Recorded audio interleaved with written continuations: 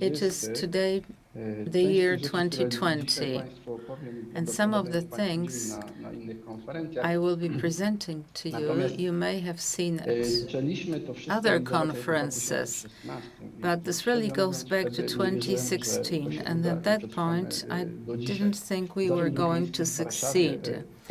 The Warsaw Roads Authority counted the crossings, and the number was more than 4,000, and they decided to improve the safety of the pedestrian crossings. It was a lot of work, and there will soon be an audit of 1,000 pedestrian crossings. My role, together with my team, it was in fact a challenge, but we helped prepare a methodology to evaluate the results.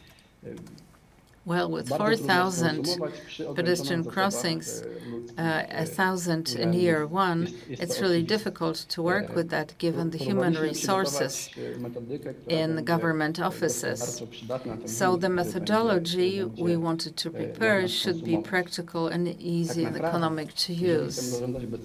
If we want to manage the safety of whatever, or if you're into management of anything, like if you would like to manage your books at home, first you have to know what books they are and do you read them at all. So given the size of the city, first we had to do an inventory of pedestrian crossings there, and then the audit. Here's an example of what safety management should look like, starting with the central point, that's database. We then we know what's at hand. We then do the analysis, diagnose, we plan, we act, we evaluate, and we keep going around in that circle because safety doesn't stop there. It has to be a continued process.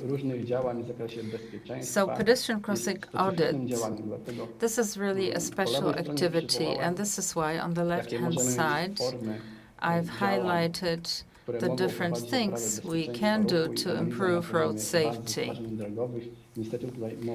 And I'm afraid that just focusing on a road accident database, that's just not good enough.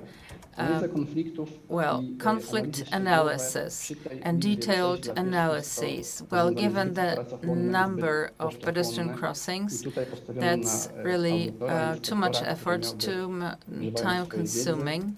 And this is why we would like to hand it over to an auditor who will use their knowledge to give a subjective assessment of road safety. So back in 2016, I was in disbelief. I just didn't think that the Warsaw Road Authority would stay as determined as they were initially, and that they would continue for 5 years with their audits until they've covered all the pedestrian crossings. Well, the reason why I thought this was that when we have research projects in Poland, very few of them will go on for longer than 3 years. This particular project is more than that. It's 2020 today, and I know this is going to be a success. The audit process was planned for several processes.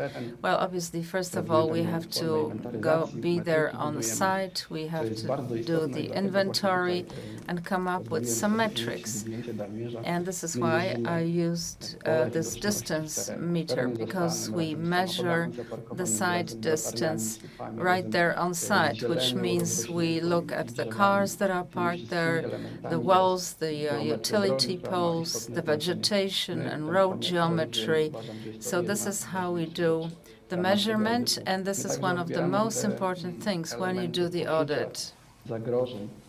And while we're out there, we also get a sense of the risk or the hazards. So we watch the place, who are the pedestrians, older people, children, many cars, or many pedestrians. And then once we've collected all the information, We go back to our offices and we go through the work and through the forms. So we analyze the results, we identify the hazards, and also the road authority provided us with speed information on specific sections. That's an additional element where accidents are likely to happen.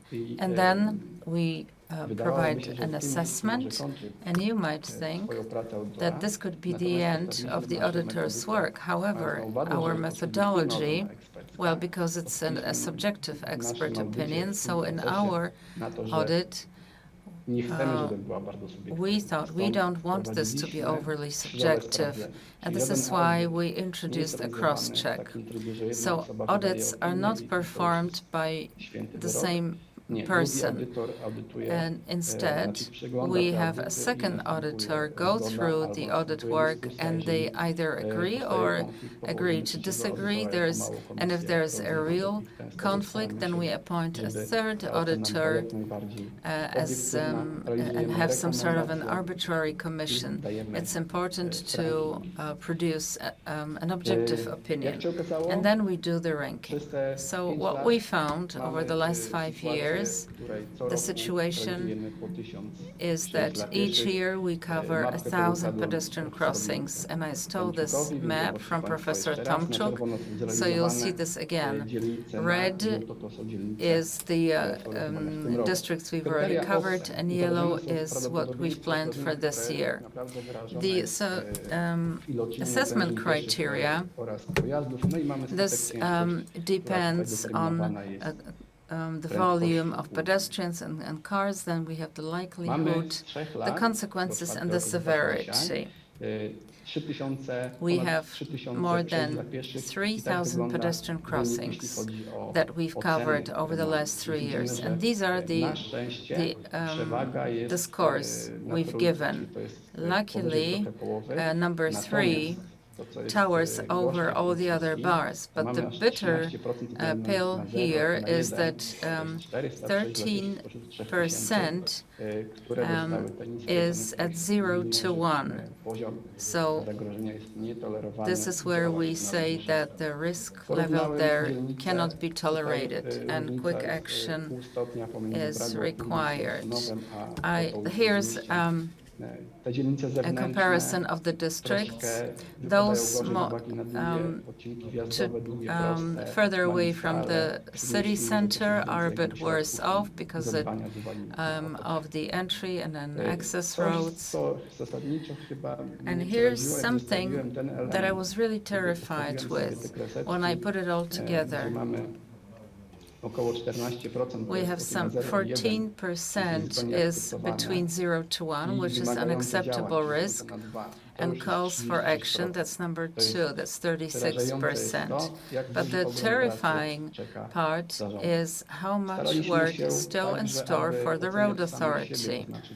Plus, we don't want to be overly difficult or overly benevolent with our audits, and we think our assessments are pretty balanced out.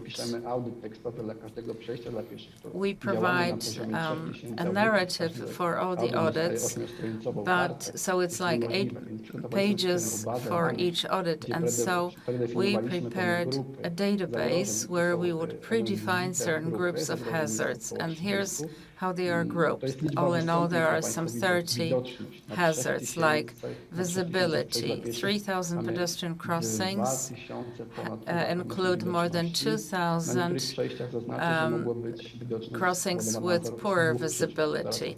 But there may be 2 reasons for this. I'll come back to that later. Next up is geometry, which means long pedestrian crossings with no protection. And then where it says devices, this means disability devices. Now, looking at the details, for example, devices for the blind, that's like 1/3, meaning they are not there or they are insufficient. and parking and visibility in relation to parking. That's 858. So the red bars that we have all have to do with visibility. It starts with parking, and then buildings, utility poles, advertising, fencing. And this is really terrifying. Pedestrian crossings are too long, some 750 positions, signage and high speed or very high speed, 700 positions. After each district, we carry out a report where we highlight the most urgent actions to be taken. Well, in this case, it was around 11% of everything. Now, we are now going to be more lenient with our assessment. As I said, in 2016, I wasn't really sure. I was afraid that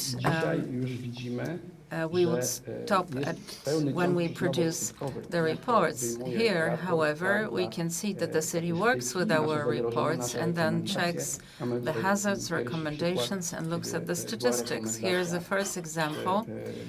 Our recommendation was near the train station, and it had to do with traffic lights. There is a bus stop right before the pedestrian crossing, which reduces visibility, and so we recommended traffic lights, and those have been installed. Next up is a pedestrian crossing near a school. I mean, some things have been done, but it's still a long section. But they put up traffic lights, so that's because of the audit. Well, thanks to the audit. This is the Washington Avenue in Warsaw.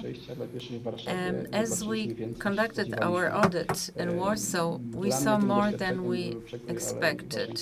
For example, the Washington Avenue was such a nasty surprise to me because it's up to 6 lanes for any pedestrian to cross, which is really difficult because it's very busy traffic there. Some improvements have been made, and at least one of the lanes is now closed off.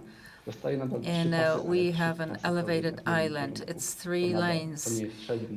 It's down to 3 lanes, but it's still not good enough because these are 3 lanes on a single carriageway. And here's an example of widening that's not necessary. And our proposal was to open up the cross-section after the pedestrian crossing. There's a new island there. There's an audit analysis followed by real action, leading to improvements. So we've studied 3,000 pedestrian crossings. The target is 4,000. We will finish it this year. 13% of the pedestrian crossings have a score from 0 to 1. And we also have information from the road authority about their plans for each district.